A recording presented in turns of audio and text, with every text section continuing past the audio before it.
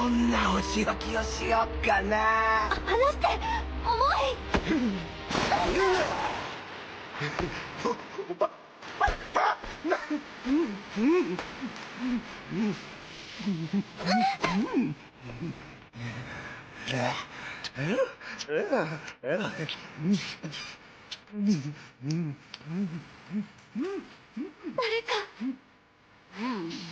か助けて。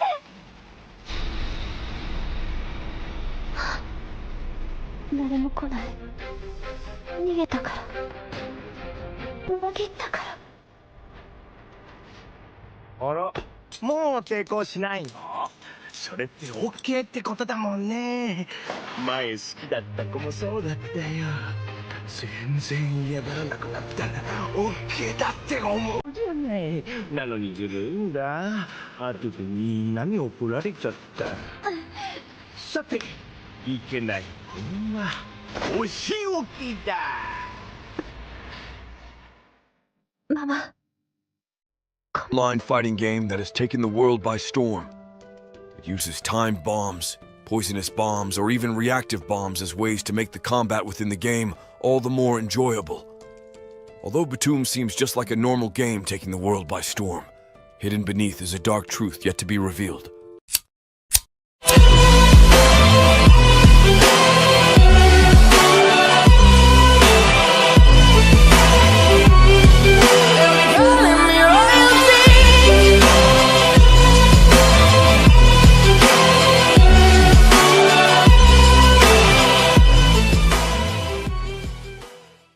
Episode 1. Playing games in his mom's house with his online friends is our protagonist, Sakamoto, who doesn't have much going on in his life. While playing his game, he gets challenged by one of the best in the world. In order to win in his favorite game, he needs to defeat the enemies and capture the flag. With an opponent that is #2 in the world, he strives his best to finally achieve something in his life. Despite having no job and being almost 22, he prides his worthless life in the game. Within the game, he got so invested that he got virtually married to a random girl. Then suddenly, while playing the game, he wakes up in a strange land. He realizes he is strung to a tree because of his parachute, and wonders what is going on. Eventually, he is able to bring out the little strength he has, and overpower the parachute holding him. Once he hits the ground, he begins thinking about his favorite game, wondering where his computer is. As he holds his head, he sees blood on his hand, making him wonder what happened. He then draws his phone to see if he got any notifications, but once he sees he didn't, he puts his phone away. While doing so, he finds a strange gem implanted on his hand, making him even more confused. Following this, he hears strange noises making him stumble back and bump into a backpack. Within this bag is food, his wallet, and a fanny pack. Sakamoto then decides to walk around the forest and see if he can find anyone else. While walking, a bug stumbles into him, making him get scared. To make him even more scared, more bugs begin jumping on him, causing him to run for his life. While running, he falls down and bangs his head on the ground. Previously in his life, when he lived with his mom, he used to always yell at her, bringing her to kick him out. Once he got kicked out, he loitered around town until 2 men kidnapped him, forcing him to follow after him.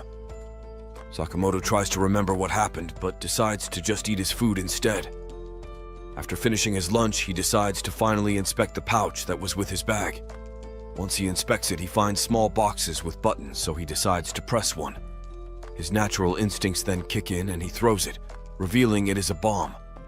He then realizes all of the boxes in the pouch are bombs, so he decides to run away, not wanting to catch a charge. Suddenly, someone is seen in the horizon approaching, making Sakamoto wonder what they are doing. He calls for their help, but is hit with an incoming bomb instead. He then thinks of the game he always plays and realizes it's like real life. He then grabs his bag and runs away like a coward, angering his perpetrator. Having played the game all his life every day, he's confident he can outsmart the man, however he gets found instantly. Before we continue, let's take a moment to answer the question of the day. Would you fight like a man or run like Sakamoto did? Cowardly? Comment down below for a chance to be shouted out in the next video. Now, back to the recap. Sakamoto realizes if this guy won't stop attacking him, he will kill him, so he decides to fight back. He throws a bomb but misses it by a long shot, giving the man chasing him a confidence boost. He throws another bomb but misses yet again, making the man laugh at how bad his aim is. The man follows Sakamoto, but eventually is stopped by him ambushing him. Sakamoto asks him if he finally reincarnated into his favorite game, but the man laughs at him. He informs him that he will never tell him what happened, throwing a bomb in the process. He hits Sakamoto and forces him to run away yet again. Sakamoto eventually realizes how much of a weakling he is, so he tries to just give up. The man throws yet another bomb, however, forcing Sakamoto off the path into the grass. Hidden in the grass, Sakamoto thinks of his options until the gem on his hand starts to tingle. He thinks of the game again and realizes it is the same as the radar imbued with each character. Sakamoto then dodges the next bomb knowing this, and thinks how he can fight back. He inspects his bombs and realizes that it is timed, having a 10-second countdown. Sakamoto assures himself that because he is highly ranked in the game, he can defeat this man in real life. After this self-confidence boost, he decides to look around and throw his bomb, but he can't find him. Eventually, after looking around and not finding the man, he appears himself. The man tells Sakamoto he knows where he is, putting a bomb into his hand. Sakamoto realizes he has no chance but to move, so he runs and jumps into the water. Little does his perpetrator know this is all a part of Sakamoto's plan. Once the man realizes this, it's too late, however, blowing him to smithereens. Sakamoto then gets back to shore and assures himself he did nothing wrong, feeling pleasure at the same time. He sees the blood-covered pouch from the man and wonders if he can continue playing this game. Episode 2. In Sakamoto's past life, he used to compete with others, earning him one of the top spots. Having beaten another top squad, he became the top-ranked player in all of Japan. He notices a girl gamer and decides to approach her to spit some game. He sees she is solo and invites her to his team, hoping to get in good with her. Sakamoto's teammates approach and back him up, making his riz even stronger. This girl's name is Himiko. Outside of the game, unlike Sakamoto, she actually has friends. On this day, she met with one of her friends and drew the attention of all the men. With her stellar appearance, she stands out even amongst the most beautiful of girls in Japan. She tells her friend of Sakamoto, him carrying her in the game like a total boss. Despite reality, her expectations of Sakamoto seem to be all the best, her thinking highly of him. She decides to take a thirst trap photo in hopes of winning him over outside of the game as well. She knows, however, that despite her appearance, she's just a normal high school girl that plays the game. Much like Sakamoto, however, she woke up on the strange island with a bomb of bags. Unlike Sakamoto, however, she caught on pretty quick, inspecting the bomb and realizing what's going on. After searching her surroundings, she decides to lay down and think about her previous life. She used to have tons of friends, some nice and some mean. One of them showed her school homework to the others and they all laughed at her score. One of the other girls laughs at her, but they realize it's all in a friendly manner. She then awakes to a bunch of men overlooking her, causing her to be surprised. Thanks to the lead man, she is a little more comfortable traveling alongside the fat gamer man beside him. The other man in the group seems a bit more devious, however, using his bombs to mercifully kill the fish. He cooks them up for the others and wonders what their options are. One of the men tells him that they can't play the game and risk their lives, telling him it's unjust. The scruffy-looking man tells him he can easily overpower him if he wants, reminding him they all have bombs. He whips out a bomb and this causes the other man to grab a bomb of his own. The scruffy-looking man then decides to grab the babe and threaten him, asking if he will risk killing her. Himiko, however, doesn't stand idly, pulling out a taser and shocking the man. The fat man then tries to be a mediator, throwing his bombs in the middle and asking if they can pick a leader to watch the bombs. They ask who could possibly lead them, to which the fat man says Himiko should be the leader. They all throw their bombs into the middle and elect Himiko, the leader, making her wonder why she was elected. The fat man then notices a plane dropping supplies, so he decides to go inspect it. After opening it up, they find a full supply of food and water, making the fat man hungry.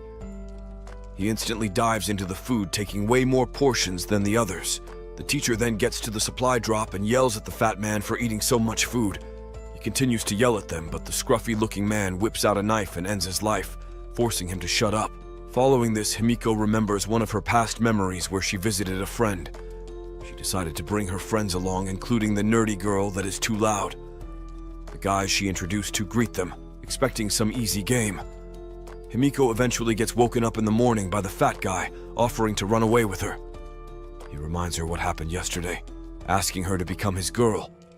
She decides to follow him, but after just a little walking, the fat man asks to take a break. He opens up the supply crate and decides to eat more food.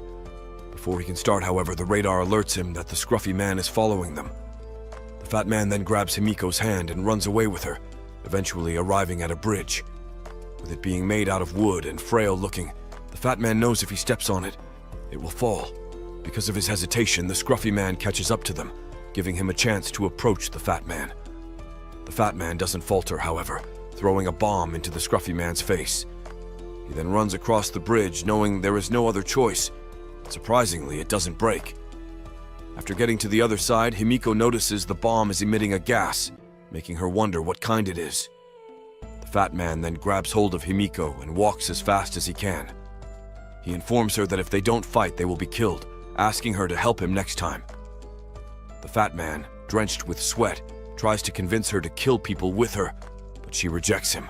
Himiko tries to run away, but he stays holding her, forcing Himiko to get scared and punch him. The fat man takes this as a chance to go and try to rizz up Himiko. He asks her if it's because he is sweaty or fat, trying to force her to accept him. She rejects him again, so the fat man decides to rush her, forcing Himiko to tase him.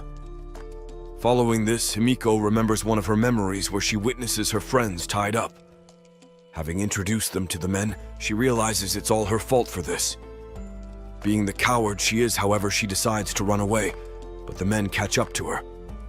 They kick her down, but Himiko runs, eventually escaping from the men and leaving her friends behind. The case ended up becoming public, with the band getting arrested. Himiko, however, lost all of her friends because of how much of a coward she was. Having finally escaped the fat man, she sits behind the wall and remembers all of the abuse she has endured in her life. Onkoi, the fat man, then emerges, knocking Himiko down to the ground. He gets on top of her and motorboats her chest, revealing his true nature. Himiko simply has to lay there and wish for help, the fat man being so heavy. She then realizes that no one is coming to save her already having run from her friends. She tries to think of a solution, but the fat man advances too fast, forcing her to activate a bomb in her hand.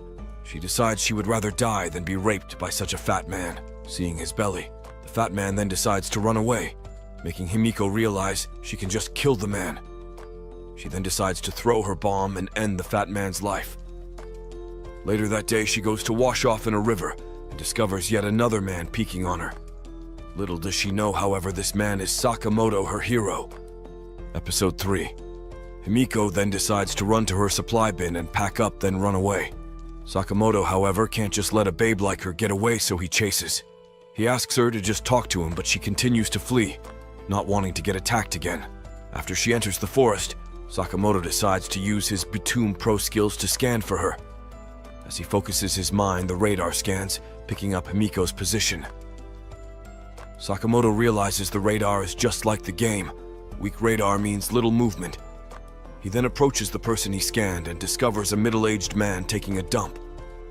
Mid-dump, he is interrupted by Sakamoto, forcing him to fall to the ground on his own waist. The man quickly wipes and pulls up his pants, then tells Sakamoto he doesn't want to play the game. This forces Sakamoto to question the man further, wanting to know what is going on. They head back to the river, Sakamoto wanting to find the babe again, but he has no luck.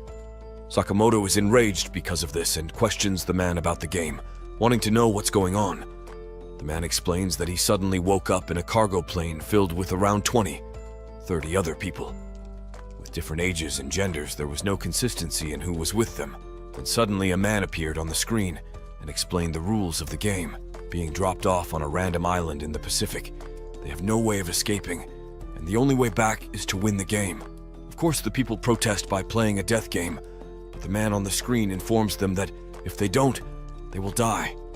He shows them the bombs and tells them that they will have to kill or be killed. A man protests, however, he is stunned, forcing all of the audience to be quiet and listen. The man on the screen then explains the types of bombs further, informing everyone there are 8 total types of bombs. With the embedded gem in their hands, it allows them to scan areas and find players. Once the heart stops, the gem comes out, but other than that, there is no way to get the gem off. To win the game, one must achieve a total of 8 gems, meaning they have to kill 7 other people. During his speech, however, Sakamoto interrupted, causing an uprising during the meeting. Sakamoto attempts to remember what happened, but can't cause the middle-aged man to continue explaining what happened. Apparently, Sakamoto knew who the person on the screen was, and he got shocked by a high-voltage gun to the head. The man explains that after that, they were thrown out of the plane onto the island and forced to fight on their own. The people try to resist falling off the plane, but the guards decide to start pushing people off. With Sakamoto as the only left, they decide to throw him off as well, leading to the present. Sakamoto realizes that everything adds up with the man's story, but he still doesn't have a reason for why this is happening to him. He thinks about the game again, realizing it was someone behind the game that is running this. He thinks about how it would be possible for them to pull this off, eventually arriving at the conclusion that he must kill 7 others. He shakes with fear, wondering if he has the strength to achieve his goal. As he thinks about this, he considers taking the middle-aged man's life. The man offers to team up with him, them already being acquainted. Sakamoto considers this and realizes they would then need to kill 14 people to both make it out. Sakamoto asks him if he could take killing people and win the game with him. The man tells him he doesn't want to, offering to find another way. Sakamoto, however, doesn't fall for his ploy, asking the man what kind of bombs he has. The man, to Sakamoto's surprise, however, tells him that he can't trust him enough to show him. He tells Sakamoto that he already has 2 bags, making him all the more nervous. Sakamoto considers his options and recognizes the old man's wiseness, him not revealing all his cards. In BTOOM, you can't reveal all of your cards or else the enemy will have an easier time. This makes Sakamoto trust the man and accept him into his team. The man gets happy that he was accepted and asks Sakamoto if he has food. Before this, however, he introduces himself as Taira, a middle-aged real estate worker. Sakamoto introduces himself, and the two start their friendship on the island. While talking, Sakamoto hears something, so he decides to head to a cliff to get a better look.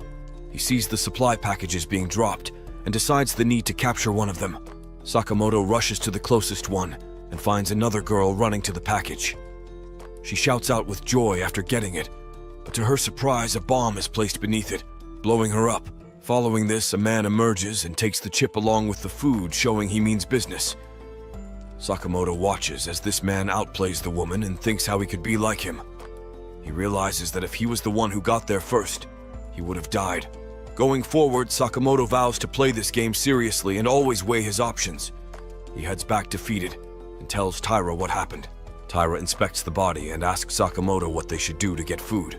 Sakamoto points at another package but reminds him of the risk involved with going to get a package. Sakamoto tells him it's too risky, but the man is getting hungry and he knows food is key to surviving. He explains that they won't ever be able to win the game if they don't try their best to secure items. Taira tells him he is going, asking Sakamoto to follow along with him. The two then decide to try and secure the package, despite knowing the risk involved. Episode 4. Back in Japan, countless people are being found dead around the city. One boy in particular ended up killing 3 women because of how mistreated he was. At only age 14 for a policeman, it is a tough case to pursue. On top of that, a group of prestigious lawyers are on the case, making the boy's case seem even harder. This same boy is now on the island alongside the likes of Sakamoto. This boy is Kira, the psychopath who is accompanied by Natsume, a lawyer who fought for his case. The two of them walk around the island looking for food and wondering how they can win the game. Despite Kira's past, he still feels bad about killing people, telling Natsume that he doesn't like the layout of the game. Then suddenly a package falls from the sky, forcing him to go and check it out. Natsume stops him from proceeding, telling him he needs to be more cautious. Once they arrive at the supply area, Kira is looted for a bomb by one of the other men at the site. He's unsure how to make it work, so he asks Kira to do it for him. Kira walks slowly, and this forces the bigger man to knock him down out of anger. Kira eventually gets close to the tree and uses his bomb on it to bring the supply package to the ground.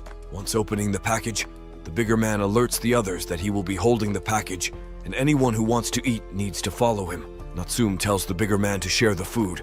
However, the bigger man reminds him that it was his idea to use his son's bomb on the tree. Kira talks back to his father, forcing him to punish him. Kira's father grabs him and forces him to remember the bad times they have had together. One day his father entered the room while he was playing games and decided to kick him around for no reason.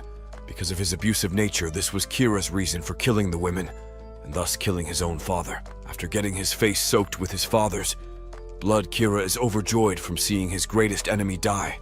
He asks Natsume if he is insane for feeling good after killing people. He asks Natsume to be his lawyer again and protect his innocence from the justice system. Natsume, however, is disgusted by the actions of Kira, so he decides to run away like a coward. This makes Kira angry, but he stops once noticing his radar being scanned. Emerging is Sakamoto, who stumbles upon the scene that just unfolded. Sakamoto wonders what happened and how the corpse ended up like that. Shakily, Sakamoto asks the kid if he killed him, showing him respect. Kira responds, telling him that the strong rule, and that if he doesn't listen, he will end up like that.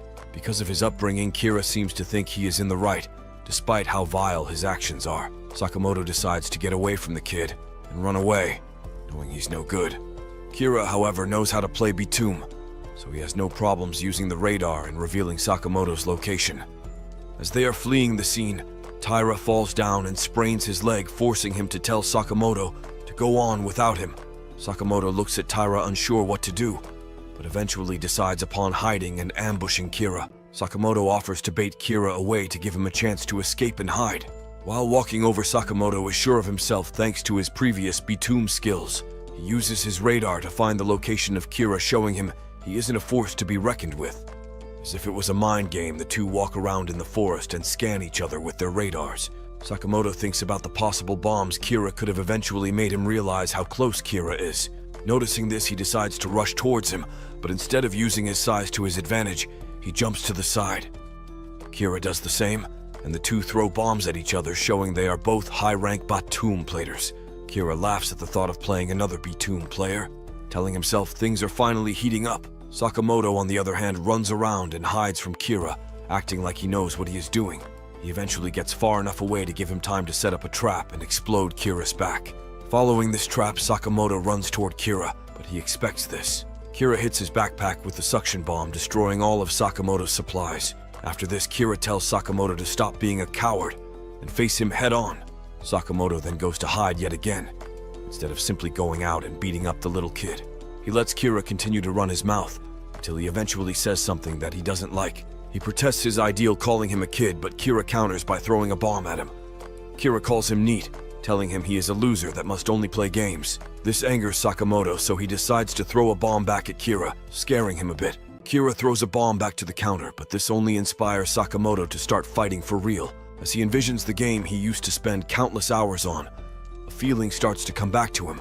Kira finds him standing in the open, however, Sakamoto covers his bomb with ease. After evading the attack, he runs away and hides to stop Kira from scanning him. Kira thinks he knows where he is, but Sakamoto outsmarts him, throwing a bomb in his face. Somehow Kira gets up uninjured and attempts to scan again. Sakamoto, however, is using an advanced BTOOM trick to scan his radar at the same time, canceling it out. By doing this, Sakamoto reveals his pro tactics and forces Kira to stand idly, awaiting his fate. To end things off, Sakamoto emerges from behind and throws a bomb directly into Kira's face. Following this, Sakamoto realizes what he has done, badly injuring a child. Episode 5. After looting the kid, Sakamoto and Taira enjoy the feast together back at the river.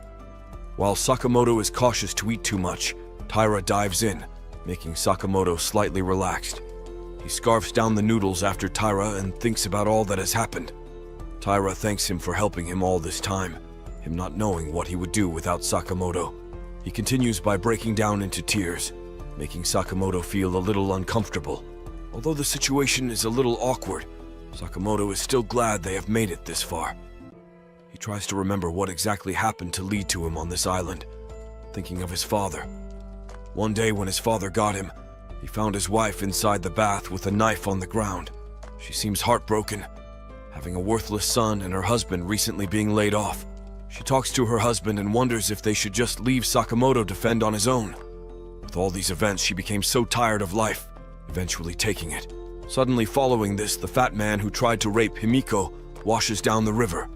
Sakamoto realizes this must mean an enemy is up ahead, so he proposes that they leave the area. Taira pleads for Sakamoto not to leave him, however Sakamoto has no such plans. He informs Tira he will go see what's going on himself, knowing Taira is in no shape to fight. Sakamoto climbs up the waterfall and questions whether he should use his radar or not. After deciding he should proceed stealthy, he looks around, eventually finding another dead body. He almost throws up, but keeps himself from doing it, and moves further into the forest. He eventually realizes he isn't getting anywhere, so he uses his radar. After doing so, he sees Himiko standing atop the mountain and looking down. He remembers her from the river, and wonders if he has a chance to risk her. To his surprise, however, Himiko throws a bomb into the forest, unleashing a storm of poisonous smoke. Sakamoto is forced to run, revealing his location to Himiko. With nowhere to run, she approaches him, showing she means business. Sakamoto wonders what he can do, eventually deciding to surrender. Despite his advances, she shows no backing down, forcing Sakamoto to back up. He pleads for his life, trying to get her to join his squad. After seeing her beauty, Himiko eventually realizes that Sakamoto isn't a bad person, so she lowers her bomb. This makes Sakamoto relaxed, so he tries to approach her. Himiko, however, has recently suffered something traumatic, so she doesn't falter, throwing the bomb at Sakamoto. Himiko misses him by a long shot, giving Sakamoto a chance to close the distance. Getting in close, Himiko reveals her stun gun and attempts to take out Sakamoto. He dodges her attacks and tries to communicate with her after getting in close. She doesn't back down, however, bringing the stun gun even closer to Sakamoto. This reminds him that he is a man that can defend himself, so he kicks her back, forcing the stun gun upon herself, down on top of him, so Sakamoto decides to take a peek into adulthood. Cops a little feel, then decides to wake her up before going too far. He remembers what she said about hating men, so he decides to strip her weapons off of her. While taking off her bombs, he glances upon her body. Considering taking an action on her, he looks around and sees nobody, so he decides to take a look beneath her skirt. After seeing her move, however, he backs up and realizes what happened to her. Eventually, Himiko wakes up in Sakamoto's hands, unsure of the situation. Explains what happened to her, but she doesn't listen, bringing a bomb out of her pocket and clenching it closely. Himiko tries to do her previous plot again. However, Sakamoto outsmarts her, clicking the off button on the bomb. Sakamoto simply looks down on her with empathy, wondering what could drive someone to this point. Later that night, he introduces Himiko to Taira, who tries to make her feel better by offering warm noodles. He comforts her and assures her that he won't ever try anything weird on her. Taira tells her that she is welcome to stay with them and eat their food. Himiko, however, reveals a dark truth as to why they were sent to this island. She informs them that people close to them wrote to an agency to send them to the island. Taira rejects this, telling her he is close to everybody but thinks of a customer he had an argument with. Sakamoto doesn't believe this, however. He has no friends during his life. He asks how she has this information, to which Mihiko reveals the time her best friend showed her the application to put her on the island. Sakamoto thinks of who it could be, but eventually realizes the only person close to him is his own mother. After being a scumbag to her for years, Sakamoto pushed his own mom into sending him to die. While talking, Sakamoto overhears someone rumbling around in the nearby bushes. The sound continues, however, nothing gets picked up once Sakamoto scans his radar. Taira decides to whip out the flashlight, revealing dangerous-looking creatures. With a long body and slivering tongue, a group of huge lizards approach, ready for their next. Episode 6. The group decide to head into the water where the lizards can't attack them. Taira recognizes them as Komodo dragons, dangerous lizards that are not to be messed with. Sakamoto, in an effort to get back their goods, runs over to the lizards and throws a bomb at them. He lands the bomb in the water, however, and when he tries to throw another bomb, they don't activate. Because Sakamoto didn't kill Kira, the bombs are considered invalid for him to use. Sakamoto attempts to use the other bombs, but none of them seem to work. Taira then gets bitten in the leg, but just in the nick of time, Sakamoto throws a bomb, scaring the lizards away. Because Mihiko is still unconscious, Sakamoto is forced to carry her, leaving Taira to carry the goods while injured. Taira applauds Sakamoto's efforts, him having saved not only himself 2 times, but also Mihiko. As the two continue walking through the water, Taira starts to reveal some of his true nature. Once Sakamoto ran off, he got terrified, thinking Sakamoto would abandon him. Taira has always been a kind man to his family, however. While at work, he was scum. By using loopholes and abusing workers, he was a monster. He calls his injury his punishment, telling Sakamoto that it's to atone for his sins. Suddenly, a lizard pops out and separates Taira from Sakamoto. Sakamoto looks around, but having to carry Mihiko, he is unable to move fast, making him wonder where Taira went. Then amidst this, Sakamoto remembers that Taira has all the supplies and bombs. He considers the fact that Taira left him, causing Sakamoto to get scared. He spams his radar, but there is still no response, making him enraged for being deceived. Following this, a lizard appears, causing Sakamoto to be cornered. After this, a bomb flies by and takes the lizard out, saving Sakamoto. Taira emerges and asks Sakamoto if he is all right, revealing how little trust there is between them. Sakamoto expresses his feelings to Sakamoto, telling him he thought he was abandoned. However, Taira encourages him to continue forward. In order to save the two, Taira was forced to reveal his bomb type, showing he has started to trust Sakamoto more. Sakamoto smiles, thinking he might finally have made a friend in his lifetime. They eventually arrive at an abandoned building, giving them a sort of safe house. With Mihiko passed out, the two are forced to bring her up the stairs, working together. While climbing, however, the pole breaks, knocking all of them down. With the lizards approaching, Taira takes the lead and decides to fend off the lizards, giving Sakamoto the role of bringing Mihiko up the stairs. Sakamoto tries to wake her up, but she doesn't budge, so he starts crying at his own weakness. With the beautiful girl in front of him, Sakamoto thinks if he is going to die, he might as well die a virgin. Taira looks back and sees this, so Sakamoto rushes to the top with a plan in mind. He throws a poison-type bomb at the lizards and scares them away. Taira questions how he managed this, to which Sakamoto explains he used her finger to activate it. Thanks to the wind blowing, the smoke will spread into the forest and kill all of the lizards approaching them. With this, Sakamoto saved the girl, Taira, and himself by using his master skills he learned in BTOOM. Later that night, Mihiko wakes up to see Sakamoto staring at blood, making her wonder what his issue is. Sakamoto decides to give up on Mihiko for the moment, so he checks up on Taira. Having run with a bloody leg, Taira expresses that he doesn't feel good. Following this, he suddenly falls to the ground, revealing his leg, completely swollen up. Sakamoto then goes down to the bottom of the base so that he can get a look at Mihiko from below. She notices this and asks if he did anything weird to her while she was asleep. Sakamoto thinks about it and blushes, revealing to Mihiko that he did something lewd to her. Later that night, Sakamoto treats Taira's wound, but it's not an easy task. With it all swollen over and him screaming, Sakamoto is forced to ask Mihiko for help. She looks at Taira and starts to get scared, telling Sakamoto she won't touch a man. She eventually folds and holds him down, allowing Sakamoto to properly treat him. While these events occur, the workers at BTOOM watch the people survive on the island. They comment on Sakamoto, saying if he continues to do good, he will provide good data for them. Sakamoto, on the other hand, decides to try and spit some game on Mihiko, asking what the picture she's looking at is. He sees her cosplaying and says she looks cute, but Mihiko stays firm, kicking his leg. She reminds Sakamoto that she doesn't trust him, or never trusting men again. Sakamoto then asks her how she got so many bombs, wondering if she killed people. He explains that the only explanation for her bombs are that she killed people, so he asks how many she killed. Mihiko refuses to answer him, telling Sakamoto that she would have died if she didn't kill them. Sakamoto listens but still finds her suspicious, wanting a certain answer how many she killed. Then suddenly, the three get scanned, revealing their location. Mihiko volunteers to leave the area and ensure their safety as thanks for saving her. Then Sakamoto tells her that he will act as a decoy to draw them away so they can prepare an ambush.